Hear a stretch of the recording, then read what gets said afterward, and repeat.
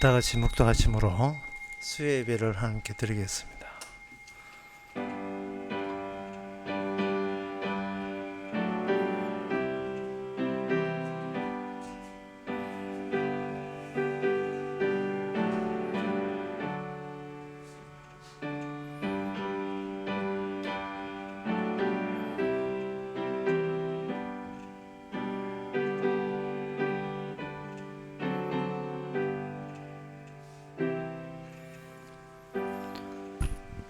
할렐루야. 하늘에서 여호와를 찬양하며 높은 데서 찬양할지어다. 그 모든 사자여 찬양하며 모든 군대여 찬양할지어다. 해와 달아 찬양하며 광명한 별들아 찬양할지어다. 하나님 아버지, 무생물로 여기지는 해와 달과 별조차도 여호와를 찬양하는데 저희들도 빠지지 말게 해주시고 그 찬양에 합류할 수 있는 이 시간 되게 하옵소서. 예수님 이름으로 기도합니다. 아멘. 찬송가 478장.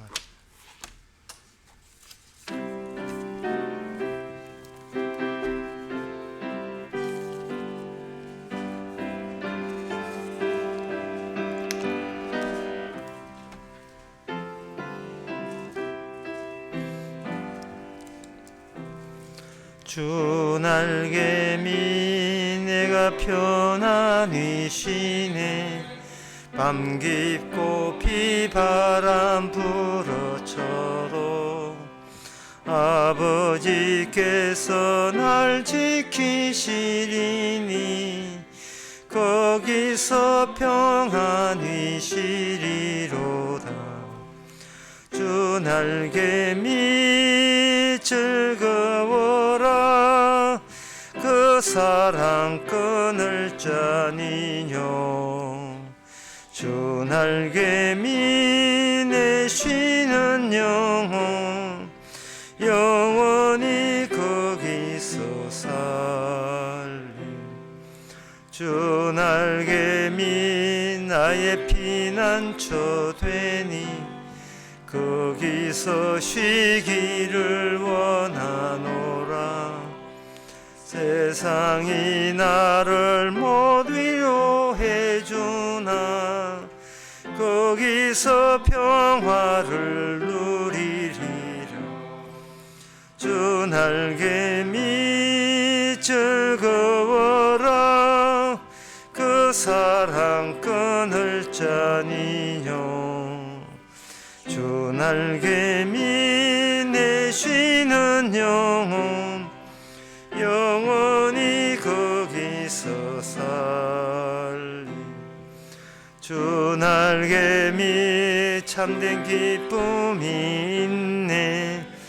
고달픈 세상길 가는 동안 나 거기 숨어 돌보심을 받고 영원한 안식을 얻으리라.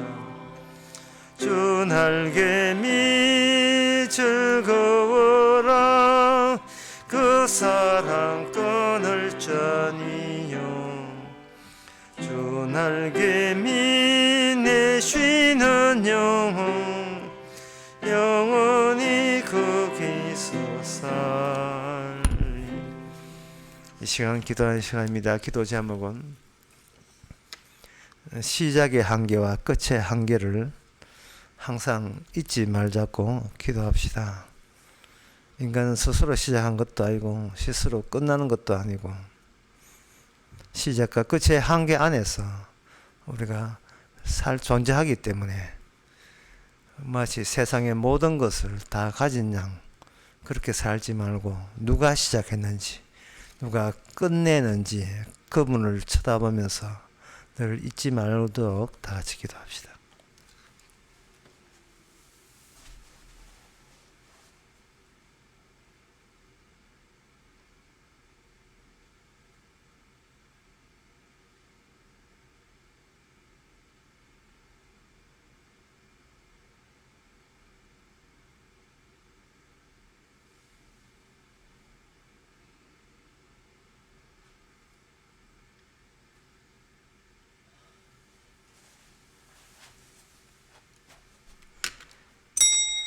하나님의 아버지, 시작이 있기에 끝이 있고, 끝이 난다는 것은 그렇게 하시는 분이 있음을 저희들이 깨닫게 하여 주시옵소서.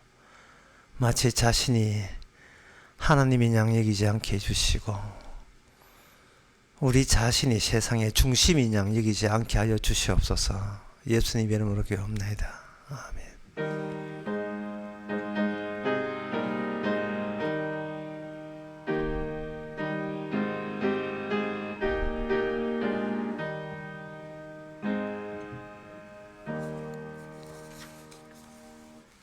하나님 말씀 미가 3장 1절에서 4절까지입니다.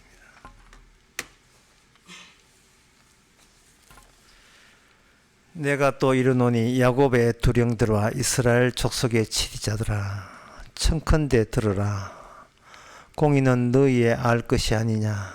너희가 선을 미워하고 악을 좋아하여 내 백성의 가죽을 벗기고 그 뼈에서 살을 뜯어 그들의 살을 먹으며 그 가죽을 벗기며 그 뼈를 꺾어 다지기를 남비와 솥 가운데 담을 고기처럼 하는도다. 그때 그들이 여호와께 부르짖을지라도 응답지 아니하시고 그들의 행위에 악하던 대로 그들 앞에서 얼굴을 가리우시리라. 아멘. 이사야 미가 선지자가 보기에 이제 이스라엘 형편이 마치 그 정육점을 운영하는 같은 느낌을 들고 도살하는 자들이 우글거리는 그러한 형편에 있다고 그렇게 보고 있습니다. 여기 야곱의 두령들과 이스라엘 족속의 치리자들은 힘을 마음껏 부리는 자들이고, 그들의 먹잇감이 되는 자들은 하나님께 백성이 되고, 그런 구조로서 이스라엘 나라가 현재 드러나고 있다, 이렇게 보고 있습니다. 이거는 미가 선지자만이 그렇게 보는 것이 아니고 하나님께서 그렇게 보시는 거예요. 하나님께서 이러한 형편에 있는 게 어느 나라냐 하면은 여기 3장 1절에 보면 야곱의 두령들, 야곱이라고 되어 있고 이스라엘 족속의 치리자, 이게 이스라엘이라고 나와 있습니다. 야곱이나 이스라엘이나 그 하나님의 택한 민족, 택한 나라, 이 세상 민족 가운데 유일하게 하나님의 선택받은 나라가 도살자들이 설쳐대고 정육점처럼 그렇게 되고 그런 판국으로 이미 넘어갔다는 겁니다. 그래서 그 결과가 뭐냐 하면 그때 너희가 여호와께 부르짖을지라도 응답치 아니하시고, 부르짖을지라도 응답치 아니한다는 것은 하나님께서 그 이스라엘을 내버려두고 떠나버렸다 이 말입니다. 그러면 하나님이 떠나버리면 이스라엘은 그 이방 나라하고 똑같이 되죠. 그렇게 되면 이방 나라의 그 정치적 상황은 힘이 없으면 무조건 강력한 힘 있는 나라에 의해서 짓밟히게 돼 있고 능욕당하고 멸시당하게 돼 있는 그 살벌한 그 게임의 판입니다. 그동안 하나님께서 야곱이고 이스라엘이기 때문에 그 판에 넘어가지 않도록 지켜줬지만 이제는 그 이스라엘마저 이방 나라와 진배 없는 그런 상태에 돌입했기 때문에 그러면 너희들 마음대로 저 이방 나라하고 마음대로 그러면 똑같이 한번 해봐라. 너희들이 얼마나 미약하고 얼마나 가진 것이 아무것도 없어서 어느 누구의 먹잇감이 되고 밥이 되는지 너희들은 몸소 그걸 체험해야 된다는 겁니다. 하나님이 그동안 이스라엘에게 주신 모든 교훈은 고통이 동반되지 않는 교훈은 이거는 비현실적이죠. 교훈이라는 것은 고통을 받을 때 진가가 나는 법입니다. 아, 이게 진리답구나 하는 것은 그것을 위반했을 때 이게 등장 느껴지는 거예요. 선악과 따먹지 마라. 말로는 뭐 천번 만번 할 수 있어요. 그냥 직접 그걸 따먹게 하심으로써 선악과 따먹지 마라. 그러면 정녕 죽으리라는 건 저주스러운 그러한 삶의 형편이 인류 전체를 통해서 계속 적용되고 있는 겁니다.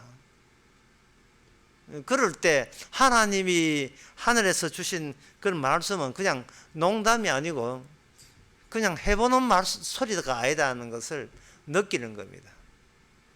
그럴 때 진짜 하나님의 택한 민족, 택한 백성이 되는 겁니다. 하나님의 교훈과 말씀을 들으라는 것은 지키라는 게 아니고 우리가 어느 정도로 위반 상태, 그걸 지키지 못한 상태, 그 말씀과 떨어져 있고 상관없는 삶을 살고 있는가를 우리 주변에 주어지는 그 삶의 고통을 통해서 연결시켜 보는 겁니다. 관련 지어 보는 거예요.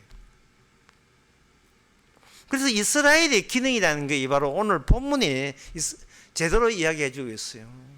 하나님의 원하는 말씀대로 살지 않을 때 강자가 약자를 마음대로 사륙하는 그 도살장 같은 그러한 광경이 이스라엘을 통해서 그대로 보여진다는 것은 진짜 하나님의 말씀의 뜻은 그냥 하는 이야기가 아니고 실제 현실을 만들어가는 핵심이 바로 말씀이라는 것을 이스라엘을 통해서 다시 한번 모든 인류에게 전달할 수가 있습니다.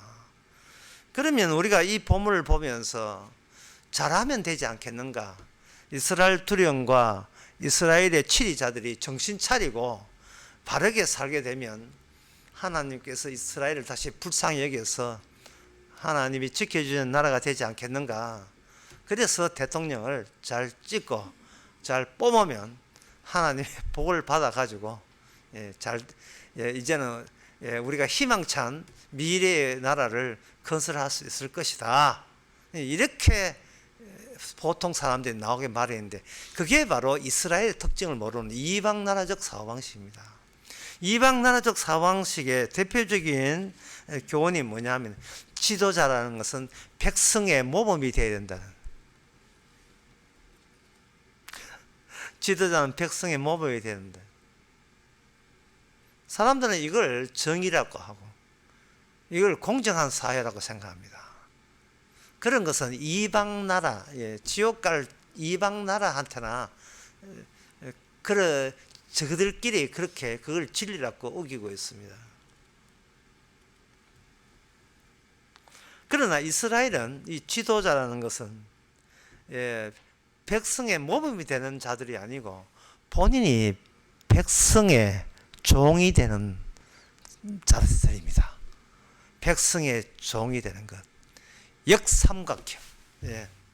역삼각형이에요. 올라갈수록 백성의 종이 되는 것.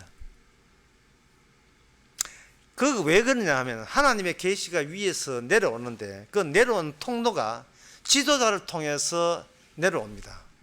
그러면 이 지도자의 위치가 어떠냐 하면 계시가 내려오는 그 계시 통로에 그 목이 되는 그 지점에 있기 때문에 하나님의 계시 취지가 더욱더 농도가 짙어지는 그 부분에서 지도자를 통해서 구체화하겠다는 것이 하나님의 이스라엘에 대한 특별한 뜻이 됩니다. 계시 통로가 어디서부터 어디로 내려오는지를 계시 통로를 구체화하는 것. 예를 들면 민주주의 같으면 모든 인간들은 직접 하나님과 관계이기 때문에 누구를 통해서 계시 온다는 것 자체가 우리는 그 좀 이해 안 되잖아요. 니도 인간이고 나도 인간인데 뭐 너만 하나님이 아나 나도 하나님이 안다 뭐 이런 식으로 그렇게 되는 겁니다. 그런데 이스라엘은 하나님의 계시 통로를 언약이라는 그것을 통해서 그걸 고정화시켜 놨어요. 잠언서 25장 2절에 3절에 보면 이를 숨기는 것은 하나님의 영화요 이를 살피는 것은 왕의 영안이라. 하늘의 높음과 땅의 깊음 같이 왕의 마음은 헤아릴 수 없느니라. 하나님의 뜻을 알고 싶으면 왕에게 일어나는 변동 사항을 유념해 보세요. 이런 뜻이에요. 가장 왕을 하나님과 가장 근접한 인물로서 언약적으로 세워놓고 왕이 행동을 어떻게 할 때마다 왕이 하나님께 된통으로 당하든지 아니면 하나님께 큰 복을 받든지 그것을 유념하게 백성들은 살필 필요가 있다는 겁니다. 왜냐하면 계시가 집약적으로 농도 짓게 오는 그 자리에 통과하는 자리에 왕이 딱 있기 때문에 그래요. 그래서 백성은 좀 잘못해도 봐줄 수가 있지만 왕이 조금 비틀어지게 되면 가차시 하나님께서는 왕을 때려버립니다. 왜? 감추었던 하나님의 뜻이 이스라엘 왕을 통해서 드러나기 때문에 그렇습니다. 그러한 구조를 뭐라고 하냐 하면 다윗 언약이라고 이렇게 해요. 다윗 언약. 하나님 다윗 언약 전에는 무슨 언약이 있었냐 하면은 모세 언약이 있었어요. 모세 언약은 왕이 없습니다. 왕이 없고 모든 백성에게 율법을 십계명을 비롯한 율법을 다 제공되는 거예요. 이거는 왕이 없게 왕뿐만 아니고 모든 사람들이 율법대로 살아야 돼요. 인간들이 이스라엘 백성 전부가 율법대로 살 책임에 있던 그것이 모세의 율법의 언약을 이후에 다윗 언약이 되게 되면 하나님이 이스라엘의 운명을 한 사람에게 다 짊어져 버려요. 한 사람에게 왕에게 다 짊어지는 겁니다. 이것은 무슨 징후냐 하면 장차 하나님이 인간적인 왕으로 오실 징후를 보여주는 거예요. 내가 직접 사람 될게. 그 왕으로 너희들의 왕으로 사람 될게. 그러면 율법대로 했는데도 불구하고 율법을 언약 말고 뒤에 차후에 다윗 언약에서 왕에게 모든 책임을 묻는 그러한 체제, 그런 조건을 하나님이 따로 줬다는 것은 모든 인간은 율법에 의해서 다 실패했다는 이야기입니다. 모든 이스라엘이 실패해버리면 이스라엘은 소멸돼요. 없어져요. 그러면 하늘나라도 없는 거예요. 백성이 있어야지. 백성도 없는 하늘나라가 무슨 나라겠습니까? 그래서 율법을 통해서 모든 인간은 율법대로 살 수 없음을 분명히 하시고, 그럼에도 불구하고 이스라엘로 유지되기 위해서는 백성들이 지킬 수 없는 것은 없다는 사실을 명확하게 한 가운데서 그걸 대표자로 세우는 거예요. 그게 뭐냐? 왕입니다. 그 왕에게 이스라엘의 운명을 맡기는 거예요. 그리고 하나님께서는 그 왕에게 뭐라고 하냐? 이제부터는 내가 친히 네 아버지 될게. 너는 내 아들이다. 그 왕만이 아들이고 나머지는 아들 아니에요. 왕이 아들이에요. 그러니까 하나님과 아들 사는 가족관계가 되면서 하나님의 계시가 어떤 식으로 앞으로 전개될 것인가를 가장 짙게 나타나는 그 자리가 왕의 자리가 되는 겁니다. 개인적으로 개인적으로 주기본 지키고 십계명 지키고 이래가 구원받는 게 아닙니다. 그거는 구약에 나온 다윗 언약적 방식이 아니에요. 이미 우리 개인은요 이미 베린 몸이에요. 율법에 의해서 안 된다는 사실이 이미 확연히 드러난 그런 처지에 있습니다. 그러면 우리는 제가 아까 말씀드린 우리는 어디를 주목해야 하는가? 다윗이 알고 있는 하나님이 어떤 분이냐를 주목해 줄 때, 주목하고자 할 때 그 사람이 바로 하나님의 백성으로서의 모습을 보여주는 거예요. 왜? 하나님께서 왕을 세웠다는 것은 숨어 있는 하나님께서 다윗 왕을 통해서 하나님의 자기 뜻을 유일하게 드러내는 특화된 자리로서 왕을 지정했다. 그 점을 백성들은 반겨야 됩니다. 왜냐하면 나는 무능력자니까요. 말씀을 지키려도 지킬 수 없는 무능력자로 이미 율법에 의해서 정리되어 있기 때문에 그렇습니다. 쉽게 말해서 저나 여러분인가 여러분 자신들에게 희망 걸지 마세요. 이거 뭐 소용없습니다. 희망 걸지 마세요. 그러면 이제 다윗이 하나님을 어떻게 봤느냐, 그게 일단은 우리가 주목해 봐야 되는데, 그게 역대상 29장 12절에서 15절에 나옵니다. 부와 귀가, 북이죠. 부와 귀가 주께로 말미암고 또 주는 만유의 주제가 되사 손에 권세와 능력이 있사오니 모든 자를 크게 하심은 강하게 하심이, 모든 자를 크게 하시고 강하게 하심이 주의 손에 있나이다.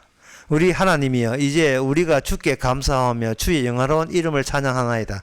나와 나의 백성이 무엇이관데 이처럼 즐거운 마음으로 드릴 힘이 있었나이까. 모든 것이 주께로부터 말미암았사오니 우리가 주의 손에서 받은 것으로 주께 드릴 뿐이니이다. 주 앞에서는 우리가 우리 열조와 다름이 없이 나그네와 우고한 자라. 세상에 있는 날이 그림자 같아서 머무름이 없나이다.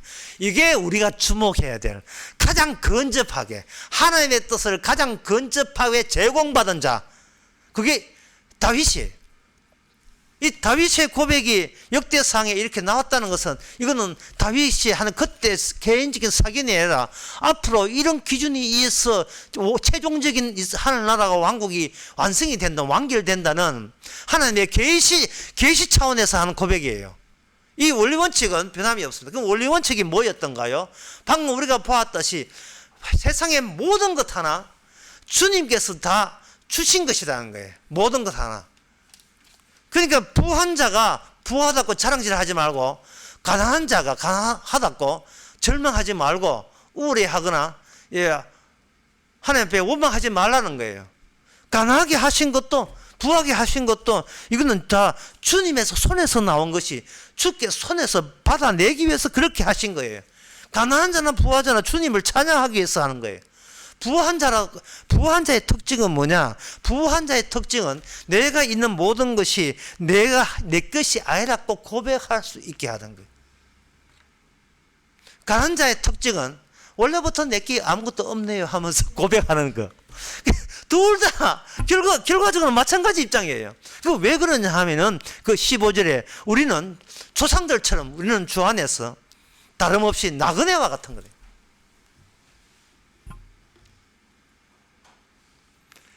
이 말은 늘 만들어지는 과거 속에서 우리는 연속적으로 죽는다는 겁니다. 늘 만들어지는 과거 속에서 우리는 늘 계속 죽어나오고 있던 거예요. 여러분들 지난날 사진을 한번 꺼내보세요. 그 사진에 나와 있는 그 인물들 가운데 지금에 나가 있는지 없어요. 19살 때, 20살 때, 20살 때 아주 안 된 사람 있구나. 그러면 15살 때, 13살 때 사진 속에 있는 나 어디 있습니까? 죽었습니다. 왜냐하면 시간은 우리는 늘 우리를 토막내서 매일 우리를 죽게 만드는 그 작용을 시간을 주셔서 하게 하기 때문에 그렇습니다. 그래서 다윗은 말하기를 우리는 이 땅에 머무름이 없다. 우리는 나그네 같다. 우리만 그런 게 아니고 우리 조상들도 그렇습니다 라고 이야기하는 거예요. 이걸 단순해서 줄여서 이야기한 것이 시편 39편 5절에 나옵니다. 주께서 나의 날을 손바닥만큼 되게 하시며 나의 일생이 주님 앞에서 없는 것 같사오니.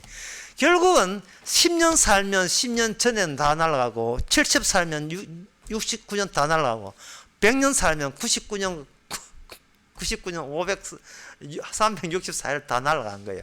이미 없는 거예요. 예. 계속 없음만 질질질질 우리는 흔적을 남기면서 세상을 통과하고 있습니다. 어제는 없어요. 다시 어제의 나를 찾는다는 이건 죽은 자를 찾는 겁니다. 어제 나는 없어요. 앞에서 땡기는 것도 죽음이고 뒤에서 믿는 것도 죽음이고, 왜 우리는 이 세상에 없는 것이 되어야 되는가? 그것은 왕을 먼저 만드실 때에 율법을 줘가지고 모든 인간은 율법대로 못 지키면 율법의 규칙대로 이미 죽은 자가 되어버려요. 그러니까 죽은 자로서는 하나님의 백성 될 자격이 없거든요. 그래서 하나님께서 왕을 주셔가지고 백성이 있고 왕이 있는 것이 아니고 왕부터 만들어 놓고 그 왕의 속성을 그대로 분양받고 그 분배받으면 거기서 새로운 백성이 나오는 거예요. 새로운 백성이. 그 방식을 사용하시는 거예요. 그걸 가지고 무슨 언약, 그걸 다윗 언약이라 하는 겁니다. 모세 언약으로 조지고 다 죽여버리고 모든 인간은 율법대로 살지 못해서 마땅히 저주받고 지옥 가야 된다는 것을 명백하게 만들어 놓으시고, 그 다음에 하나님의 자신이 생각했던 진짜 이상적인 하늘나라는 왕을 채웠는데 그 왕을 하나님의 자기 아들로 삼는 거예요. 그 아들로 삼아서 그 양자됨의 영을 받은 자만이 뭐가 되느냐 하면 하나님을 아버지라고 새롭게 부를 수 있는 부활의 영으로 우리에게 찾아오게 되어 있습니다. 그러기 위해서는 이 세상의 나라에 그 왕이나 지도자, 그 두령들이 어떤 점에서 문제가 있는가를 이스라엘을 통해서 시범적으로 그걸 보여주는 겁니다. 오늘 본문을 이렇게 보면서 아까도 말씀드렸지만 야곱의 두령들과 이스라엘 족속 치리자들이 그 없는 백성들을 덩청 먹지 말고 제대로 하나님의 율법대로 살면 되지 않겠느냐. 제가 방금 이렇게 설교 시간에 이렇게 쭉 이야기했음에도 불구하고 또 미가를 보면서 제대로 좀 하지, 제대로. 예, 그것 때문에 표 찍어 줬잖아. 제대로 욕심내지 말고 백성의 몸을 제대로 하지. 또 대통령에게 희망을 거는 그런 오류를 또다시 반복합니다. 그것은요, 이 두령들과 야곱의 두령들과 이스라엘의 그 치리자들이 그게 그들에게 뭐가 있다고 생각하느냐 하면은 그들이 자기가 한 나라의 권세가 힘이 있다고 생각하는 거예요. 그 힘이 있다고 생각하게 되면 이 힘은 이 욕망과 결합이 되어 가지고 이게 자기 곁에 있는 약한 자들에게 이렇게 브레이크를 걸어서 멈추질 않아요. 구체적으로 말씀드리겠습니다. 이스라엘 백성들은 농사 짓는 사람이기 때문에 농사를 짓는데 하나님께서 의도적으로 이스라엘에게 가뭄과 흉년과 그러한 자연 재앙을 내려요. 자연 재앙을 내리게 되면 농사 짓는 사람이 농산물이 생산되지 못하면 거기서 밥 먹고 살기 힘듭니다. 하나님이 의도적으로 그렇게 만들어버려요. 아브라함에게도 기근이 오는 것처럼 그렇게 되었을 때 알기 쉽게 말씀드릴게요. 농사 짓는 사람이 그 대출을 받는 거예요. 돈 많은 자에게 빌려요. 60개를 빌립니다. 예를 들면 60개를 빌리면 60개를 빌려줄 때 그 빌려준 사람이 네가 내 땅에 내 토지에 농사 지어가지고 60개를 받아가지고 농사를 짓는 거예요. 그 농토가 안 되니까 살기 위해서 농토를 부한자에게 헐값으로 팔아 넘겨야 돼요. 그러면 자기 소유의 땅을 하다가 농사가 안 되니까 소작농 또는 임대 농부로서 부자한테 예속이 되어버립니다. 그럼 부자가 돈이 있으니까, 여윳돈이 있으니까 60을 빌려주면서 뭐라고 하냐면은 내년에 추수할 때 20으로 달라는 거예요. 이자로. 그 60을 주고 20을 받으면 얼마나 정도 해야 돼, 본전이 되냐 하면 60 가지고 100을 만들어야 이게 본전이 돼요. 왜냐하면 60에서 100을 만들면 20은 원래 땅 주인에게 주고 또 10은 11조로서 세상에 주고 또 거기 또 10은 뭐냐면 1년에 이스라엘 백성들은 3번씩 명절날 예루살렘을 방문해야 됩니다. 해가지고 거기서 성전세라든지 자신의 가족의 죄를 위해서 헌물을 드리면 그것도 한 10 빠져나오거든요. 그게 얼마냐 하면 30 정도 된다 이 말이야. 30 내지 40. 그러니까 그 주인이 와가지고 빨리 그 빌렸던 60도 마저 갚아라 할 때 60을 갚을 수가 없어요.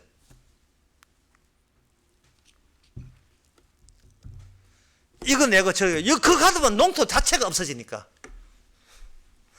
농사 짓는 값으로 60은 남의 땅을 60으로 그 대출 받았기 때문에 지가 여윳돈이 있어야 그 땅을 사든지 해야 되는데 농사 지어봐야 본전치기예요. 100을 해봐야 이거 띄고 저거 띄고 다 하게 되면 나머지 60 나와도 60도 내 돈이 아니고 이거 원래 빌린 돈 상환해 돈 그대로 남아있는 거예요. 원금이 그대로 남아있는 거예요.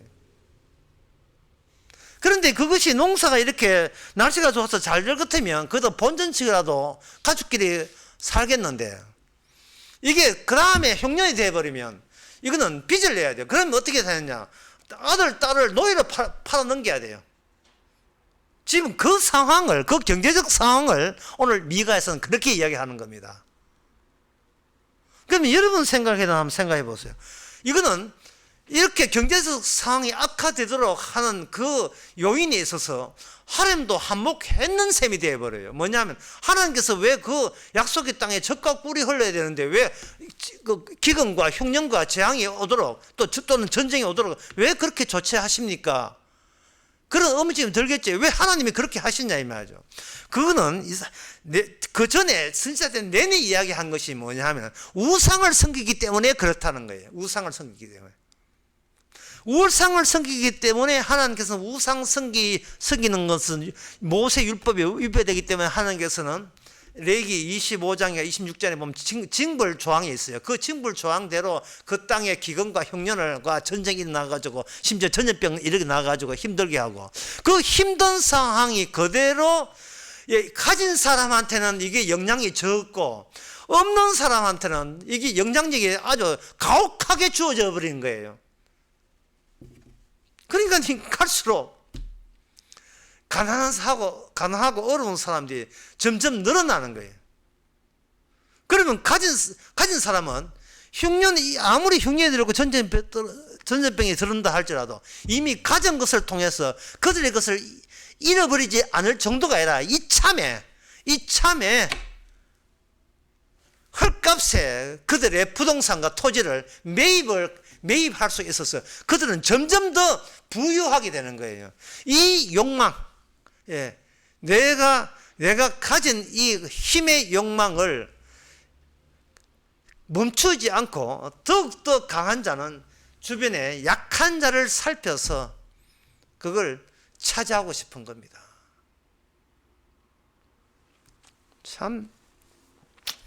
이참에 그 러시아 자산 매입하면 이렇게 지금 루블 값이 70% 폭락하기 때문에 가진 사람들, 여유 있는 사람들은 자기의 욕망, 더 가지고 싶은 욕망을 인간은 멈추질 않아요.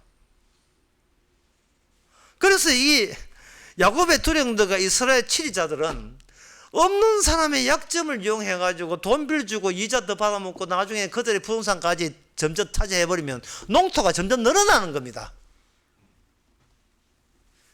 소위 국가 안에 계층이 발생되는 거예요. 계층. 뭐 흔히 말하는 계급이 아닌데 계급이 발생되는 거예요.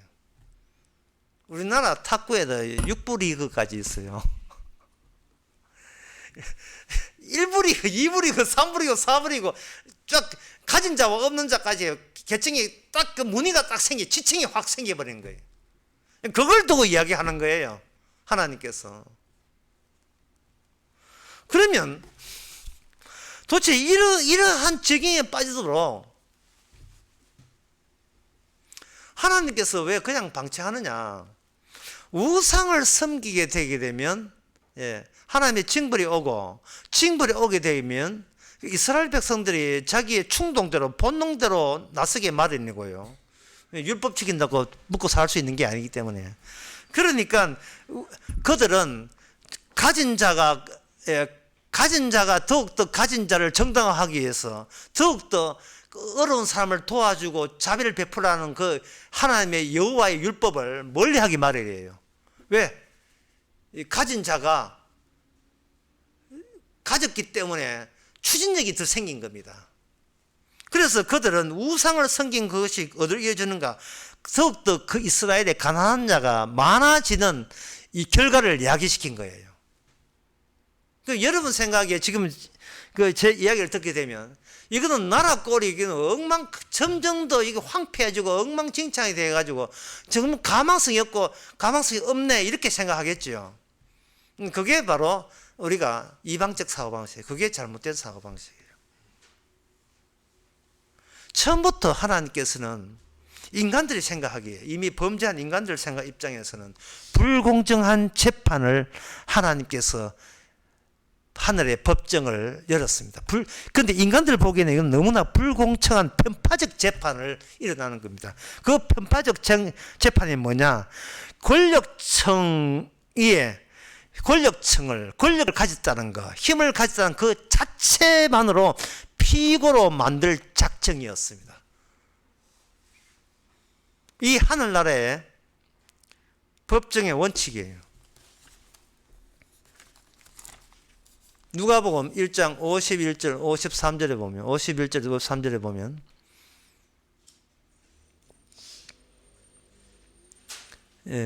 그의 팔로 힘을 보이사 하나님이 하시는 일입니다. 하나님의 팔로 힘을 보이사 마음의 생각이 교만한 자를 흩으셨고 권세 있는 자들을 그 위에 내리쳐서며 비천한 자를 높이셨고 줄인 자를 좋은 것으로 배불르셨으며 부자를 공수로 보내셨도다. 이게 하나님께서 마지막 때 최종 때 하나님의 재판이 이거예요. 그러니까 하나님께서는 의도적으로 교만한 자를 발굴해내고 생산하는 일을 이스라엘을 통해서 해내시는 겁니다. 그런데 가진 자 치고 교만하지 않는 사람이 있을까요? 뭐 경주의 최씨 집안은 뭐 가져도 뭐 어려운 사람 나눠주고 뭐 겸손하다. 제가 말하는 교만은 마음이 겸손해서 남 도와준다는 뜻이 아니고 인간이 가진 모든 권세와 부함은 가난한 자를 착취하고 뺏지 아니하면 생겨나지 않는 그 구조를 이스라엘 내부에 덫을 놓듯이 그를 마련했다 이 말입니다. 인간이 나는 마음이 착해가지고 있으면 더 줘. 그런 마음은 율법에 의하면 그런 의의는 없어요. 모세 율법에서 모든 인간은 가졌습니까? 부여됐습니까? 그 자체가 교만이에요. 그 자체가. 교만 안 할 수가 없어요. 욕망은 멈추질 않으니까요. 아프리카에 있는 아동들은 돈 1,000원이 없어가지고 말랄리아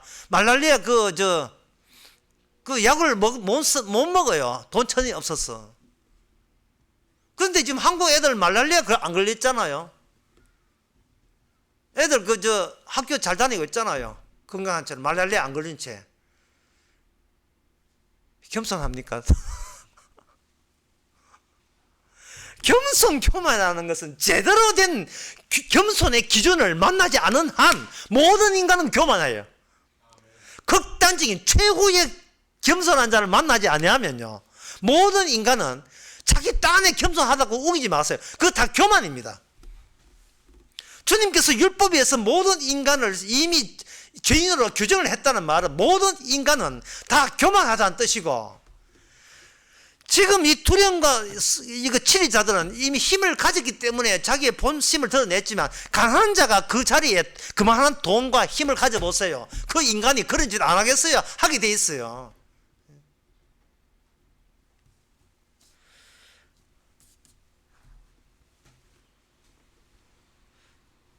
나는 오직 국민만 바라보면서 대통령 합니다. 아이고, 참. 그런 인간은 없습니다. 왜냐하면은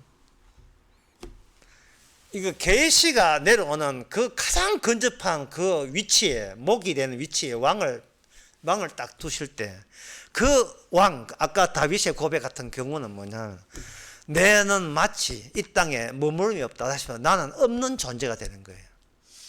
그래서 이 세상의 모든 이 7이잖아. 이 모든 야곱의 두령되나 7이잖아. 그리고 이방 나라 모든 이 정권 잡은 자나 이 모든 자의 문제는 뭐가 문제냐? 나라가 있다라고 생각한 그 자체가 문제입니다.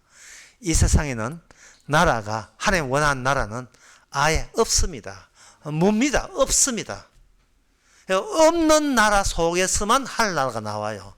있는 나라가 개선돼서 하늘나라 되는 법은 없습니다. 있는 나라 가운데서 택한 백성 뽑아내어서 없는 나라 새로 구성하겠다는 게 하나님의 계획이에요. 선택받은 자만 휴 가듯이 뽑아내는 거예요. 너 나와. 미국에서 너 나오고, 중국에는 없다. 중국 러시아는 빼고, 우크라이나에서 네 나와. 아프리카 너 나와. 그들을 뽑히 나온 사람들로 하여금 내가 왜 이 땅에서 아무것도, 개뿔도 아무것도 없으면서 왜 우리는 교만하고 왜 우리는 건방지게 살아가는지를, 그거는 아무것도 없는 왕과의 만남에서 자신의 교만을 발견한 사람입니다.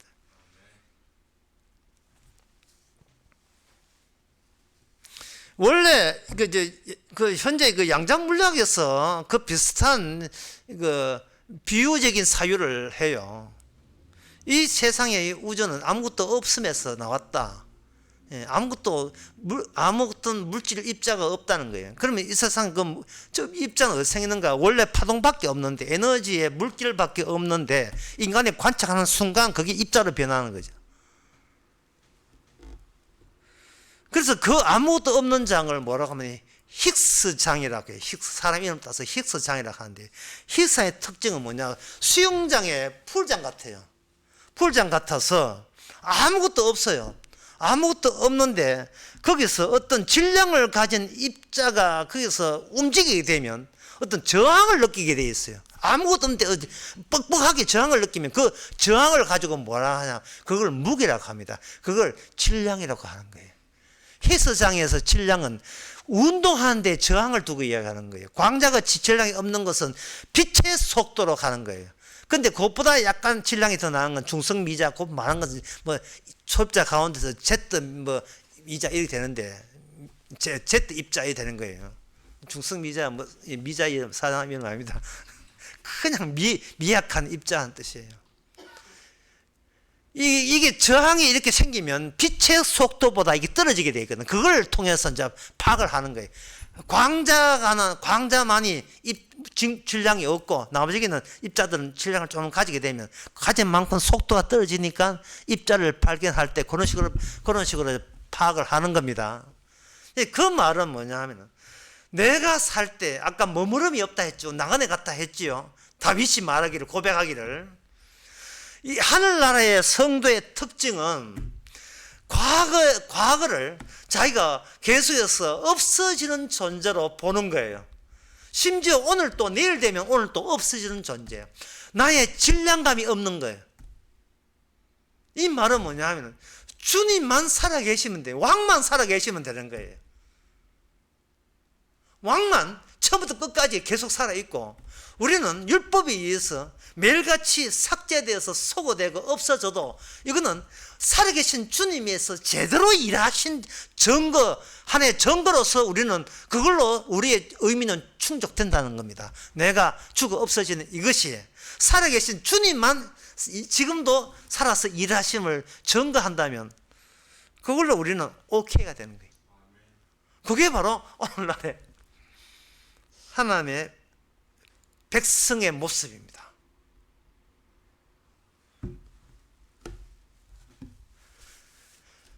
진정한 권세자는 이 땅에 오실 때 있는 것 같은데 갈수록 점점 더 없어져 가는 모습을 보여줍니다.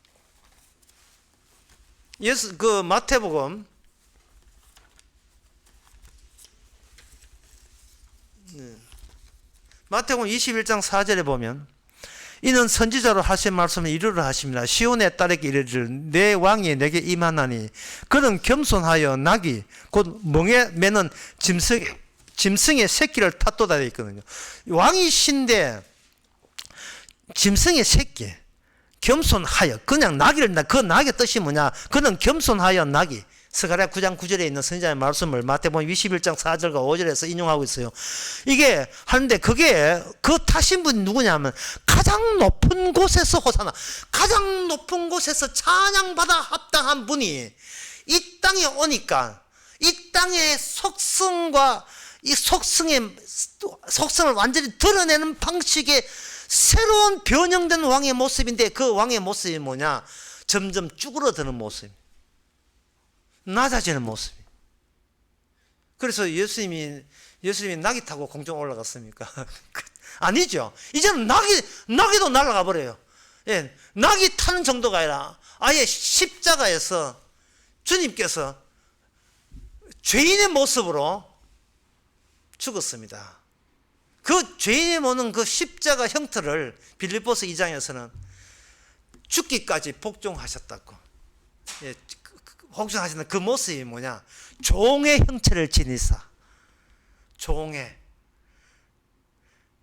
진정한 하늘나라의 왕이. 예, 모든 인간은 죽은 인간인데 하나님께서 유일하게 아들로 규정한 다윗 언약의 주운에서 나타나신 진짜 하나님의 독생자는 이 땅에 종의 모습으로서 모든 인간이 기피하는 십자가의 죽음 자리에 가셨습니다. 따라서 백성은 아무도 없습니다. 오직 지도자부터 먼저 생겼어요. 왕부터 생겼습니다. 그러면 백성은 어떻게 만드는가? 요한복음 5장에서 그 왕이 자기 백성을 지목하고 선택하지요. 누구 이름으로? 예수님의 본인의 이름으로 지목하고 선택합니다.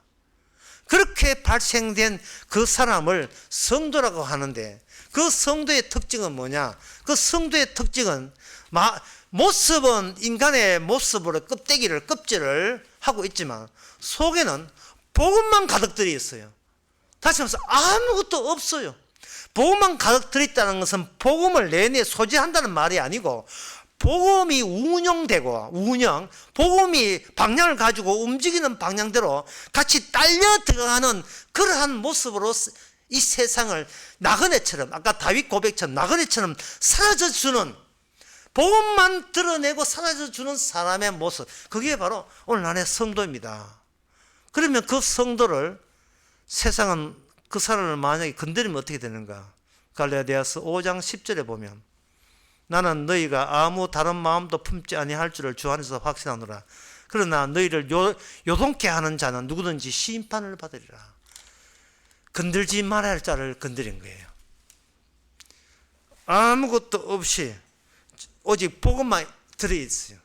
십자가 복음만 들어있다는 말은 왕이신 주님만이 우리의 왕이고, 나는 백성인데 주님이 왕이 돼서 건져왔다는 뜻이 아니고요.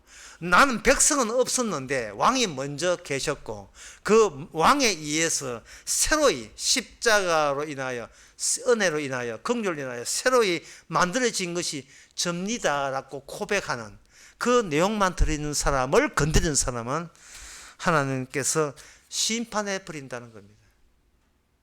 끝으로 바로 이러한 원리 원칙은 처음에 이스라엘이 출애굽할 때 그들은 전부 다 고아였고 과부였습니다. 아무것도 없는 자예요.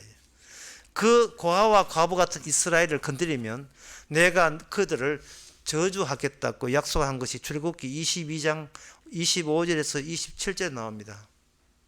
너가 만일 너와 함께한 나의 백성 중에 가난한 자에게 돈을 꾸이거든 너는 그에게 체주같이 하지 말며 별려를 받지 말 것이며 너가 만일 이웃의 옷을 전당 잡거든 해가 지기 전에 그에게 돌려보내라. 그 몸에 가릴 것이 이뿐이라. 하나님께서 의도적으로 이스라엘에게 재앙을 내려가지고 다 같이 골고루 평등해서 사는 게 아니라 기울어진 운동장처럼 한쪽은 잘 살게 하고 잘 사는 현상, 한쪽은 더욱더 못 사는 현상을 의도적으로 만들어 놓고 잘 살기 때문에 그 가난한 자를 더욱더 더 탐을 내는 그런 방식의 덫을 이스라엘 내부에 그걸 깔아놓은 거예요. 잘 걸려들었다. 그러니까 이거는 인간들 보기에 이거는 불공평한 재판이에요. 하나님의 재판이. 왜? 부한 자, 가진 자를 애초부터 작심하시고 피고로 처벌하기 위해서 만들어낸 그 재판장이 이스라엘을 통해서 드러나는 겁니다. 뭐 인간들의 말은 공정한 종정한 재판 없어요. 부자 잡아라. 부자 잡고 강한 자 잡아라. 왜? 그들은 교만하기 때문이다. 그러면 그 이 세상에서 그 부하다는 이유 때문에 낙타가 바늘구멍 못 하는 것처럼 이게 지옥 가면 억울하지 않습니까? 라고 하면 하나님이 이렇게 해야 합니다. 왜 처음부터 부자 되고 싶어 했어? 네 속에 막이 들었잖아, 그래. 처음부터 왜 권력을 잡으려고 해? 어떤 사람은 이야기 듣는데 어떤 사람은요, 자기 남편을 장관 만들기 위해서 새벽기도 나온다는. 하나님 보시기에 왜 교만하려고 그래 새벽기도 해가 남편을 그 장관 만들고 차관 만들어 왜 그렇게 만들어 놨어요? 네 의도 장관 안 되든 간에 의도 자체가 이게 바로 교만하잖아. 네가 율법에서 처음부터 죄인이라는 고백을 네가 못하잖아. 모든 인간은 의는 없으면 하나도 없습니다. 오직 유일하신 겸손하신 왕으로 오신 그분이 우리에게 왕의 마음을 주셔서 우리로 하여금 주님에 의해서 아무것도 없이 그냥 주님을 증거하라고 복음을 받은 그 자체가, 그걸 가지고 마태복음 5장 3절에서 심령이 가난한 자는 복이 있나니 천국이 너희 것이며, 이것이 심령이 진짜 가난한 자입니다. 기도하겠습니다. 하나님 아버지, 이스라엘 만든 이유를 깨닫게 하옵소서. 그들은 이 세상에 심판하는 덫이 되기 위해서 만들어진 나라고, 어느 누구도 그 덫에서 자유로울 수 없음을 깨닫게 해주시고, 죄인을 용서하신 십자가만이 우리 안에 영원히 머물고 저희들을 이끌어 주시옵소서. 예수님의 이름으로 기도합나이다. 아멘. 찬송가 348장 합시다.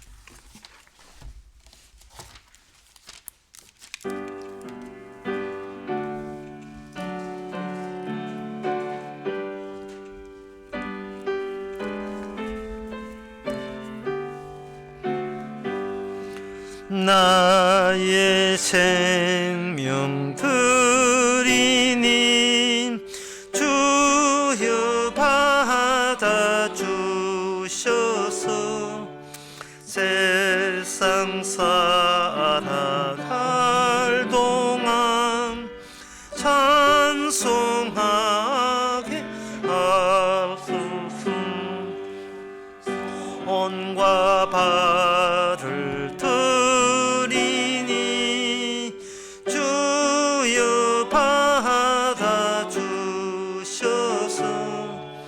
주의 일을 위하여 민첩하게 합소서. 나의 음성 들이니 주여 받아 주셔서 주의